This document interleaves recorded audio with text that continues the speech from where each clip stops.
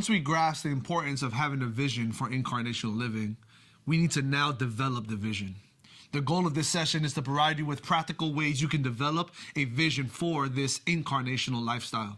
One of the ways we develop a vision for incarnational living is become a student of your community.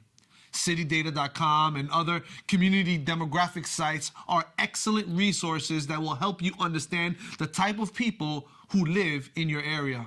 Why are demographics important? Because we cannot reach a community we do not know. Demographic information will help shape how we engage our community in a meaningful way. Understanding the demographics helps you prepare your outreach events in a more effective way. For example, if you lead in an area of first-generation Hispanics, there are certain needs that pertain to that group. If your community is mostly Catholic, your evangelism strategy and how you prepare your people to engage the community will differ from others whose communities are more agnostic. Bottom line is, as we exegete scripture, we must exegete our community. We should ask questions like, what are the people in my community going through? How can I understand their struggle? How can I serve them in their struggles? And in what ways can I simply be light in their lives? Our call as shepherds is to smell like sheep. Taking time to study the demographics in our community will help you develop a vision for community. The data is good, but we must also understand the people behind the data. We develop a vision for incarnational living when we are intentional about answering the question, who is my neighbor? Tim Keller once said, all churches must understand love and identify with their local community and social setting, and yet at the same time be able and willing to critique it and challenge it. Developing a vision for incarnational living does not change the biblical conviction that we learn from scripture, but it does challenge us to look at our community through a different lens.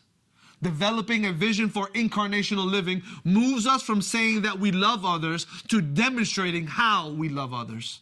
We demonstrate that we love others by being willing to listen to the stories of the community, sitting down with the alcoholic in the corner and asking about their life. In our community, there are many transient people who suffer with alcoholism. As we sat with them and spoke with them, we heard of their families, their struggles, and the specific reasons why they are in this stage of life. The more we can listen to our community, the more we can effectively minister to our community, and the better we can pray for them. Let's be clear that people aren't projects. When we are developing a vision for incarnational living, we are looking at our community as people to love, not just simply people to reach. We can host outreach events and we can have all these missional activities, but incarnational living calls for more than an event. It calls for relationships. Relationships is what Jesus was all about. He sat with sinners in their homes and had dinners with them. And outreach and evangelism event are absolutely needed, but so are relationships with individuals in your community who may never think about coming to your church. Here's the truth. Our neighbors are anyone we come into contact with on any given day.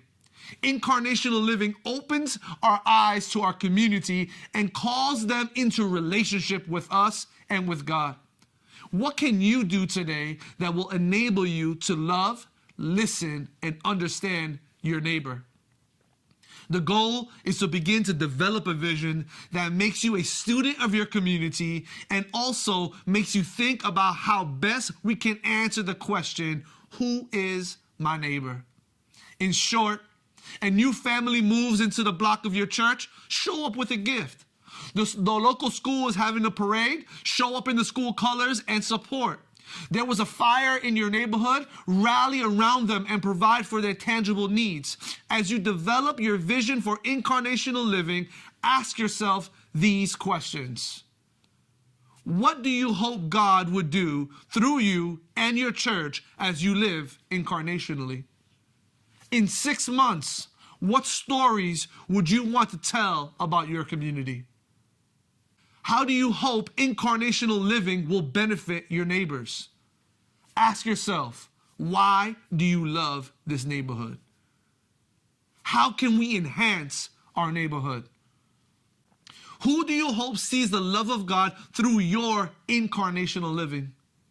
Prayerfully consider how you can develop a vision for your personal life and the life of your church where you are doing more than reaching people, but loving them in a way that they are cared for and welcomed into your life.